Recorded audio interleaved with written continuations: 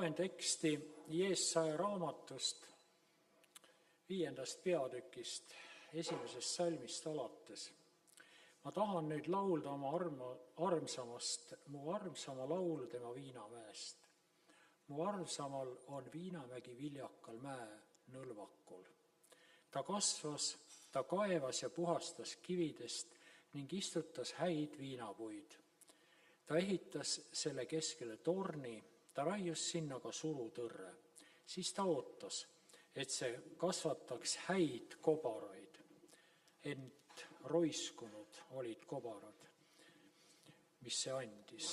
Ja nüüd, Jeruusalemma elanikud ja Juuda mehed, mõistke ometi kohut minu ja mu Viinamäe vahel.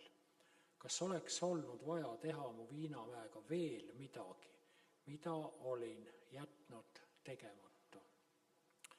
Miks ma ootasin, et ta kasvatab häid kobaraid, kuna ta andis roiskunuid kobaraid? Aga nüüd ma tahan ometi teha teile teatavaks, mida ma teen oma Viinamäega. Ma kisun ta maha. Maha ta aia ja ta jääb põletatavaks. Ma lammutan ta müürid ja ta jääb tallatavaks. Nõnda ma hävitan ta. Teda ei kärbita ega rohita. Ta kasvatab kibuvitsu ja ohakaid ja ma keelan pilvi temale vihma andmast. Sest Iisraeli sugu on vägede Jehova Viinamägi ja Juuda mehed tema lemmikistandik. Ta ootas õigust, aga vaata tuli õigusetus, õiglust, aga vaata tuli hädakisa. Ja see on nüüd ajalooline salm, kuidas Jumal on oma rahvast kasvatanud, kuidas ta on tema eest hoolitsenud ja jutt on otseselt siin Iisraeli rahvast ja Jeruusalemmast. Ja me teame, et see on täpselt nii näinud, nagu Jumal siin Jesaja kirjas ütleb ette, sest tõesti Jeruusalemm hävitati, põletati ära ja hävitati. Ja miks? Miks? Sellepärast, et nad tõesti ei kandnud head saaki. Nende kobarad olid roiskunud, nende vilja ei olnud. Ja Jumal teeb alati midagi, et saada vilja, et sellel oleks tagajärjed. Ja kui me mõtleme sellele, kuidas Jumal kutsub oma rahva Egiptusest, tähendab maailmast, täpselt nii, kui ta meid on kutsunud. Ja ta teeb ta eriliseks rahvaks. Ta annab talle oma seadused, oma käsud ja nii-öelda valguse.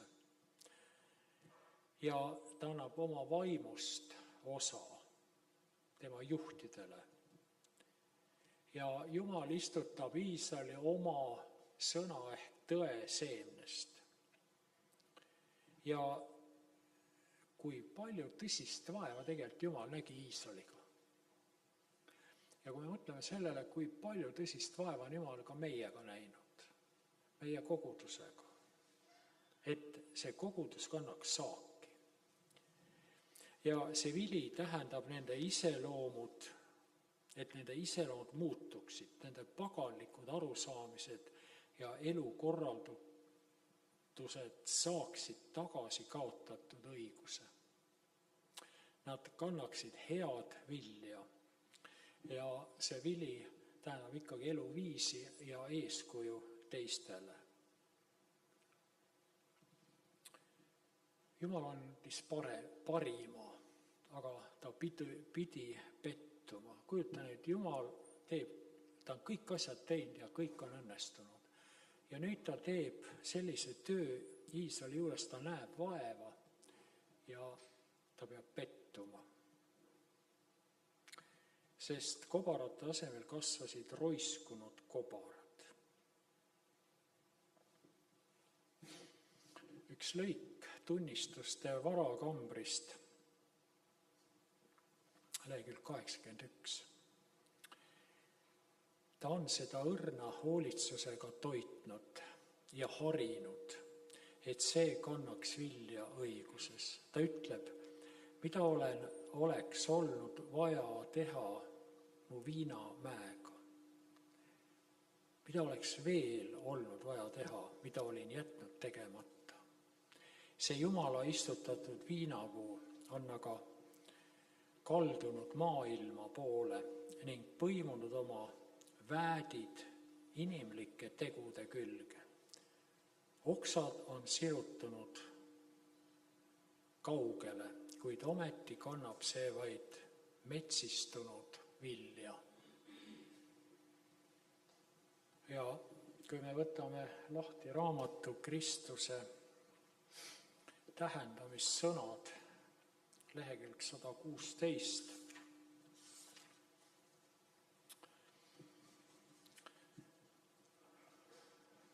Jeesus räägib neid sõnu, ühel inimesel oli viinapuu istutatud viinamäele ja ta tuli sellelt vilja otsima, ent ei leidnud. Siis ta ütles viinamäe aednikule, vaata, juba 3 aastat ma käin sellelt viinapuult vilja otsimas, ent ei leia. Raiu see maha. Milleks ta raiskab maad? Kuulajad ei saanud tema sõnu valesti mõista. Taavet oli laulnud Iisraelist kui Egiptusest välja toodud viinapuust. Jeesaja oli kirjutanud, sest Iisraeli sugu on vägede issanda viinamägi ja Juuda mehed on tema lemmik istandik. Õde Vait on öelnud ka adventkoguduse kohta, et see rahvas on uus Iisrael. Ja tegelikult Jumal on andnud nagu uuele Iisraelile ehk on adventkogudusele täpselt samad võimalused. Ja need on tema lemmik istandik või istikud. Adventistid on tema lemmik istikud. Sellepärast ta on andnud neile tõe, täieliku tõe.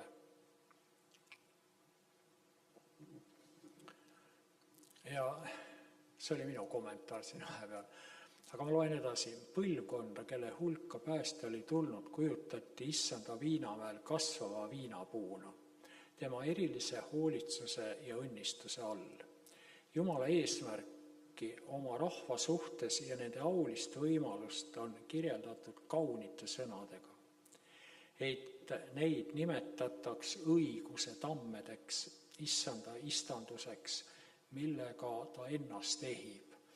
Ja kui sa mõtled sellele, et tegelikult Jumal ehib ennast oma rahvaga ehk oma kogudusega ja mõtle sellele, sa võid olla ehteks Jumalale, sinu elu ja sinu käitumine. Jaakob ütles surivoodil vaimust inspireeritud oma armastatumale pojale Joosepile. Joosep on viljapuu poeg. Viljapuu poeg allikal. Oksad ulatavad üle müüri. Ja veel su isa Jumala abiga, kes sind aidaku. Kõige väelise abiga, kes sind õnnistagu. Õnnistustega ülalt taevast, õnnistustega all asuvast põhjaveest. Niimoodi oli Jumal istutanud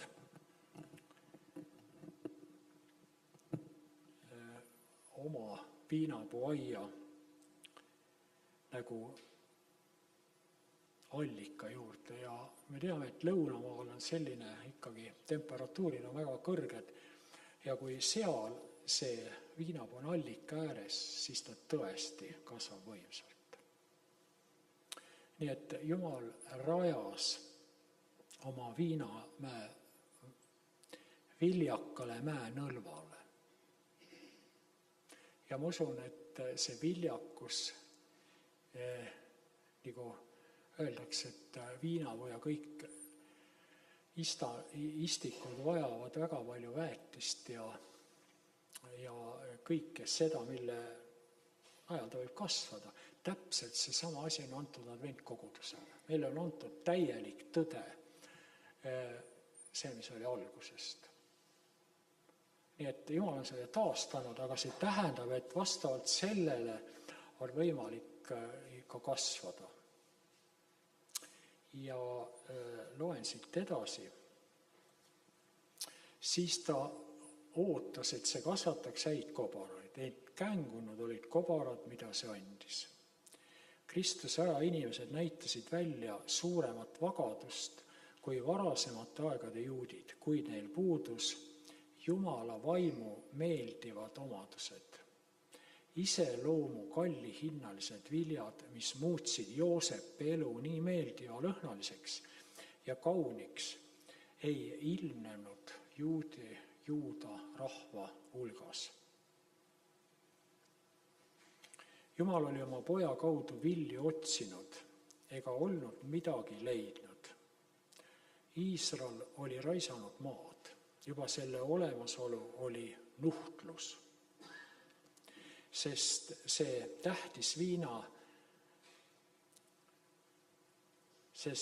täitis Viinamäel koha, kus oleks võinud kasvada viljakas puu.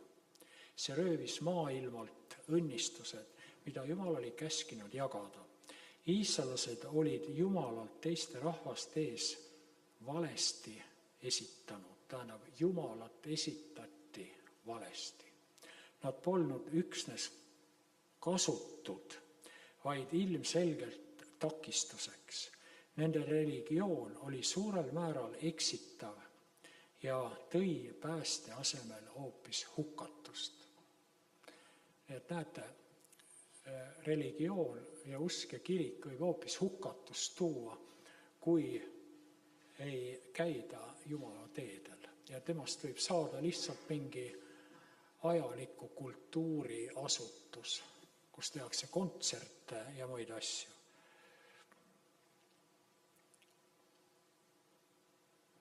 Ja ma usun, et see sama ülesanne praegu on nendel inimestel, kes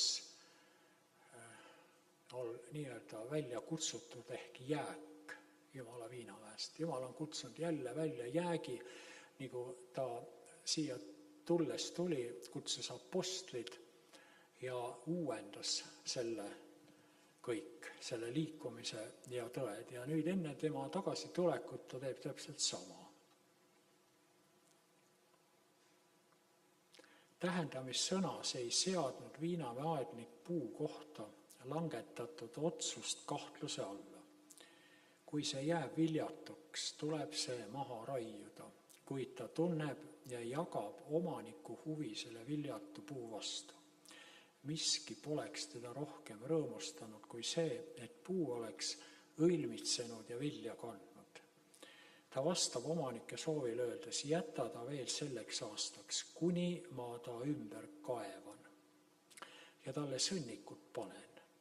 Ehk ta hakkab tuleval aastal vilja kandma.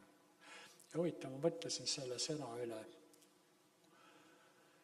et ta kaevab ümber selle viinamaa. Ja kas meie juures ka on sellist asja sündinud, et sind kuidagi kaevatakse ümber, tähendab, istutatakse kuskile teise kohta. Aga eesmärk on see, et sa kannaks vilja.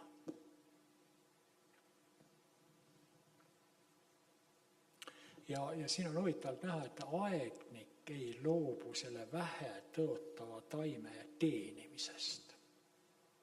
See, et ta meie eest hoolitseb, tegelikult ta teenib ju meid. Kristus teenib meid. Ta on valmis selle eest veel suuremat hoolt kandma. Ja ta muudab selle puukeskkonna võimalikult soodsaks ja jagab talle ohtralt tähelepanu. Omanikul ja Viinamäe hooldajal, pane tähele, siin on 2 tegelast, on ühine huvi. Samamoodi on isa ja poeg üks armastuses oma valitute vastu.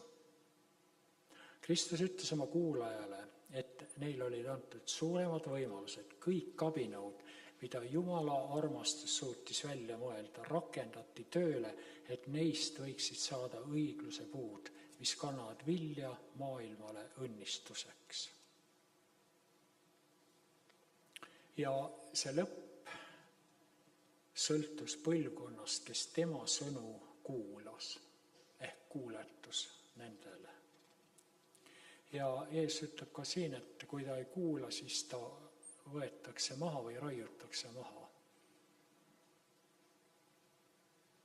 Nii et see on Jumala hoiatus. Ja loen siit veel väikse lõigu. Sama hoiatus kõlab ka meile. Kas sina, muretu süda, oled Issanda viinamäel viljatu puu? Kas peatse kohtuotsuse sõnad öeldakse ka sulle? Kui kaua sa oled tema ande vastu võtnud, kui kaua on ta vaadanud ja oodanud vastu armastust? Millised eesõigused on sul? Sa oled istutatud tema viinamäele, sa oled aedniku valvsa hoole all, sa oled võtnud endale Kristuse nime, sa oled välispidiselt koguduse. See on tema ihu liige. Ja ikkagi ei tea sa, mis on elav ühendus suure armastava südamega. Tema elu hoovus ei voola sinust läbi. Sinu elust ei paista tema iseloomu meeldivad omadused, vaimu viljad. Nii et nii räägib Kristuse tähendamissõnad. Ja nii näidati ka prohvet Vaidile. Ja kui me võtame piiblist lahti Hoosea kirja, Hoosea 14. peatükki, siis seal veel öeldakse ka midagi. Loen 2. salmist alates. Pöördu Iisrael, Jehova oma Jumala juurde, sest sa oled komistanud omaenese süü läbi. Võtke enestega ühes sõnad ja pöörduge Jehova poole, ütelge temale. Anna andeks kõik süü, võta vastu, mis on hea, me toome oma huulte vilja. Assur ei päästa meid, me ei taha sõita hobuste seljas ja me ei ütle enam oma käe tööle meie Jumal, sest sinu juures leiab halastust ka vaene laps. Mina parandan nende taganemise, ma armastan neid heast meelest, sest mu viha pöördub ära nende pealt. Et nii räägib Hoosea. Ja 9. salmis ta ütleb siin, mis on Euframil veel tegemist ebajumalatega. Mina võtan kuulda, juhin teid. Mina olen nagu haljendav küpress. Minult tuleb sinu vili. Nii et siin ta ütleb ka selle väga hästi välja, kellelt siis see vili tuleb. Meie vili tuleb Kristuselt. Ja me võime ise punnida igal juhul nii, kuidas me suudame, aga meie ei suuda seda vilja tegelikult esile tuua. Ja see on Kristuse tegelikult iseloom. Aga see tuleb temalt. Ja siin on ka tingimused antud. Aga loen üle veel Galaatia kirjast, mis see vili siis on. Aga vaimuvili on armastus, rõõm, rahu, pikk meel, lahkus, heatahtlikkus, ustavus, tasadus, kasinus. Selliste vastu ei ole käsk, tähendab patu ja surmakäsk. Et need, kes elavad sellised, need on patu ja surmakäsu alt vabad. Ja siit 15. salm, sest ümberlõikamine ei tähenda midagi ka ümberlõikamatus, vaid uus loodu.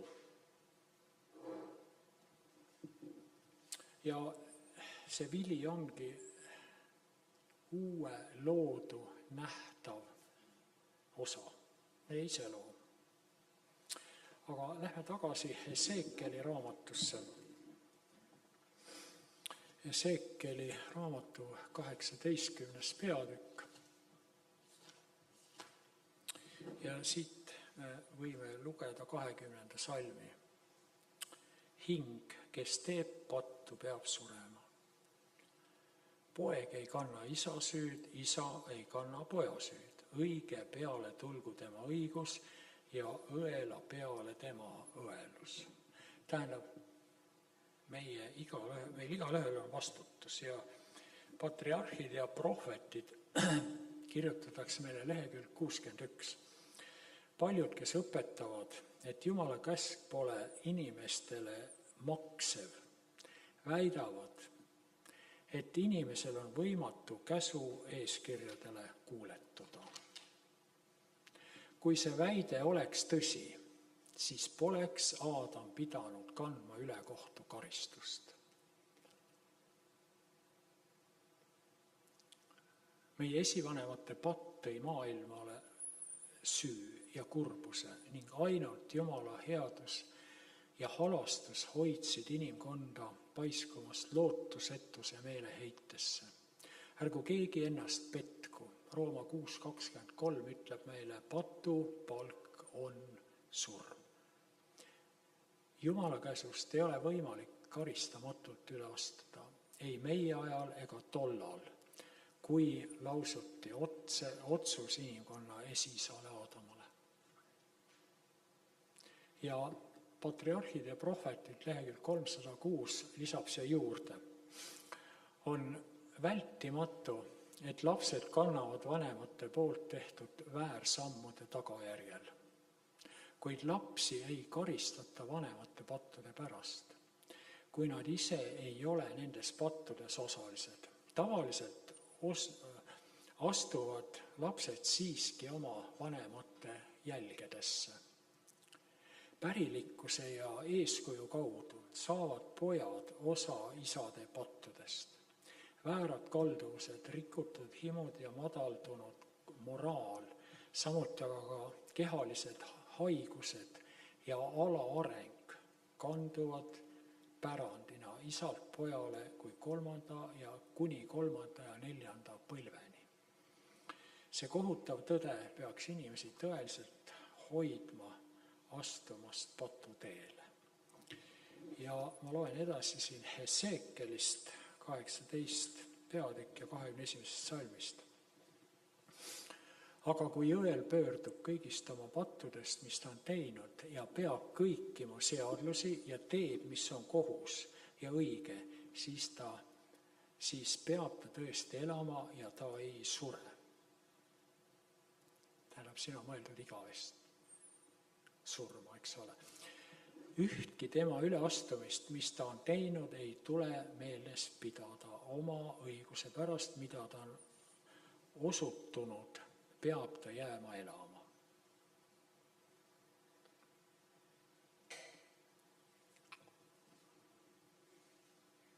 Kas mul tõesti peaks olema hea meel õela surmast, ütleb issand Jehova, kas mitte sellest, et ta pöördub ära oma teedelt ja jääb elama.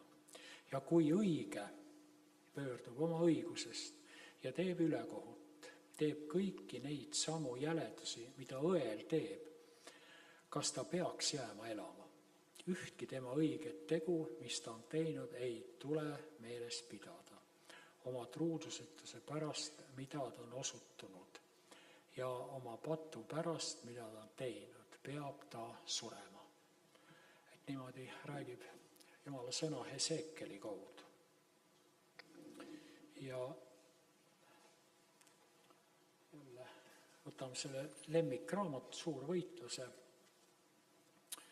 Ja siin on ka midagi selle kohta öelnud, lehekülg 346.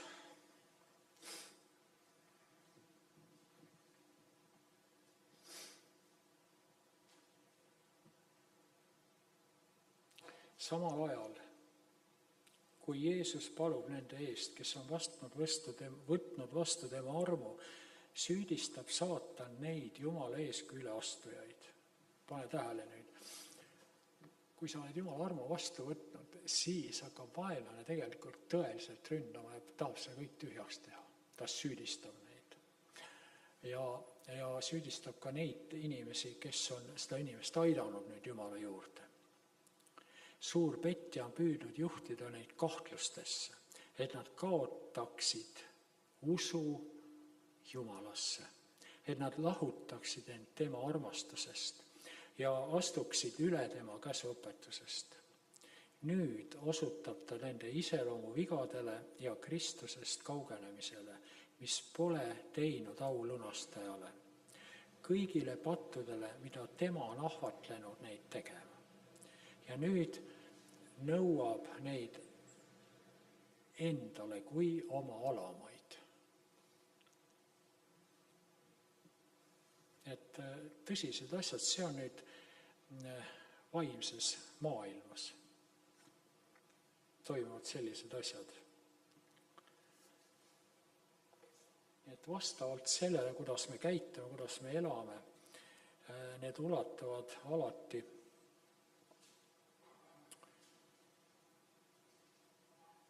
siia ellu, tähendab vaimsest maailmast siia. Ja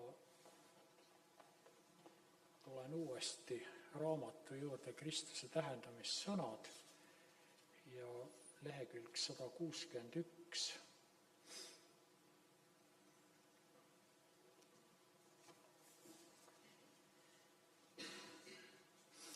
Ja prohvet ütleb siin nii, sellele rahvale oli usaldatud Jumala ettekuulutused. Nad olid ümbritsetud tema seaduse juhtnööridest, igavese tõe, õiguse ja puhtuse põhimõtetest. Nii et Jumal nagu ümbritses ja kaitses neid, eks ole. Neile põhimõtetele kuuletumine pidi olema nende kaitse, sest see ei oleks lasknud neil end patuse teguviisiga hävitada. Jumal asetas maa keskele oma püha templi nagu valvetorni Viinamäele. Kristus oli nende õpetaja, samamoodi nagu ta oli olnud nendega kõrbes, nii pidi ta ikka olema nende õpetaja ja juhendaja. Tema auhiilgus oli koguduse telgis ja templis armujärje kohal püha aupaistena. Ta ilmutas pidevalt neile oma armastuse ja pikka meeleküllust. Jumal soovis oma rahva Iisraeli muuta kiituseks ja auks. Neil olid antud kõik vaimulikud eelised. Jumal ei hoidnud nende eest tagasi midagi, mis oli vajalik sellise iseloomu kujundamiseks, mis muudaks neid tema esindajateks.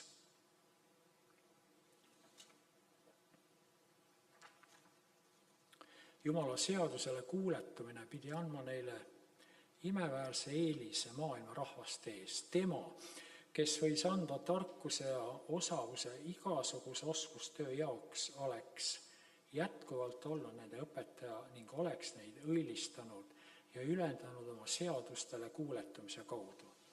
Kui nad oleksid olnud sõnakuulelikud, siis oleks neid hoitud haiguste eest, mis vaevasid teisi rahvaid ning õnnistatud imelise mõistusega. Ja tegelikult need asjad on ju praegu täpselt samamoodi. Midagi ei ole ju selles muutunud. Aga ma lähen tagasi uuesti Hesekieli juurde ja 18 peatükk 30 ja 32 salmid. Sellepärast ma mõistan kohut teie üle Iisraeli sugu iga ühe üle ta eluviiside kohaselt. Tähendab, mille järgi ta siis otsustab? Eluviiside kohaselt. Ja Jakoobus ütleb, et usk ilma tegudeta on surnud ja eluviis ongi teod, eks ole. Nii et eluviiside kohaselt ütleb Issand Jehova, pöörduge ja taganege kõigist oma üleastumistest, et teie süü ei saaks teile komistuseks. Heitke eneste pealt ära kõik oma üleastumised, mis ka te olete üle astunud, ja valmistage enestele uus süda ja uus vaim. Miks tahate surra Iisraeli sugu? Kui me ainult seda salmi loeme, siis kuidas mina saan valmistada omale uut südant ja uut vaima, eks ole. Aga kui paralleeltekste vaadata, siis Jumal teeb seda, kui ka mina väljendan selleks oma tahtmist ja hakkan proovima ja elama uut elu. Loe siia juurde Adventkodu lehekülg 16. Kui olete muutunud teineteisele võõraks, see on suhted, eks ole, ja te ei ole suutnud olla tõelised kristlased, pöörduge ümber, sest Kristuse tulemisel on teil sama iseloom, mis teil oli juba armu ajal. Kui tahate olla pühad taevas, peate olema pühad maa peal. Elu jooksul hellitatud iseloomu jooned ei muudeta surma ega ülestõusmise läbi. Te tõusate hauast samade kalduvustega, mis teil olid oma kodus ja ühiskonnas. Mitte kirikus, aga ka kodus ja ühiskonnas. Jeesus ei muuda oma tulekul teie iseloomu. Muutmine peab toimuma praegu. Meie saatuse määrab meie igapäevane elu. Nii ütleb prohvet meile. Nii et need roiskunud viinamarjad on meie vana loomus. Aga Jumal tahab selle vahetada välja maitsvate viinamarja kobarate vastu, mis on tõesti maitsvad ja mida vajavad need inimesed, kes on meie ümber, meie kodus, meie peres. Mida me siis peame tegema? Milliseid otsuseid me peaksime vastu võtma, et seda saavutada? Kui meie iseloomuutustel on nii tõsised tagajärjed. Meil on ju piiratud aeg. Me vananeme. Kas täna või mitte kunagi? Ja edasi lükkamine, kuhu me lükkame seda edasi? Kuhu? Sest me jääme vanemaks. Kuid hea sõnum on see ja kuidas Jumalale meeldib meile andeks anda. 1. Johannes 1,9 ütleb nii, et kui me oma patud tunnistame, on tema ustav ja õige, nii et ta meile annab patud andeks ja puhastab meid kõigest üle kohtust. Ja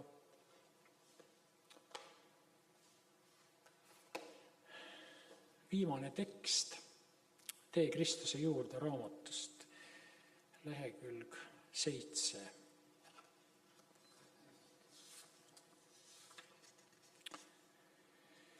Sest nõnda on Jumal maailma armastanud, et oma ainusündinud poja on andnud. Isa ei andnud teda mitte ainult selleks, et ta elaks inimeste hulgas, vaid selleks, et ta kannaks nende patud ja sureks nende eest. Jumal kinkis oma poja langenud inimkonnale. Kristus pidi ennast samastama inimesega, arvestama tema huvide ja vajadustega. Tema, kes oli üks Jumalaga, ühendas end inimlastega, sidemetega, mis ei katke iial. Jeesus ei häbenegi neid hüüda vendadeks. Ta on meie ohver, ta on meie eestkostja, ta on meie vend. Ta kannatab inimkuju, isa, ta kannab inimkuju Jumala trooni ees ja on üks lunastatud inimsooga läbi igaviku. Inimese poeg. Ja seda selleks, et inimene saaks patu laostavast mõjust ja hävingust kõrgemale tõstetud, et ta võiks peegeldada Jumala armastust ja osa saada pühast rõõmust. Teist sellist armastust ei ole. Taevase kuninga lapsed, milline ülev tõotus. Teema kõige sügavamaks mõtistluseks. Jumala võrratu armastus maailma vastu, kes teda ei armastanud. Sellel mõttel on hinge pehmendav mõju ja jõud ning see suunab meeled Jumala tahte alla. Ja mida enam me uurime jumalikku iseloomu risti valguses, mida me täna aga õppetükitunnis püüdsime teha, eks ole, seda enam näeme halastust, õrnust ja andestust, mis on õiglusega läbi põimitud. Ja seda selgemini märkame loendamatuid tõendeid mõõtmatust armastusest ja õrnast kaastundest mis ületab isegi ema armastuse ja kaastunde oma isemeelse lapse suhtes. Nii et need olid need mõtted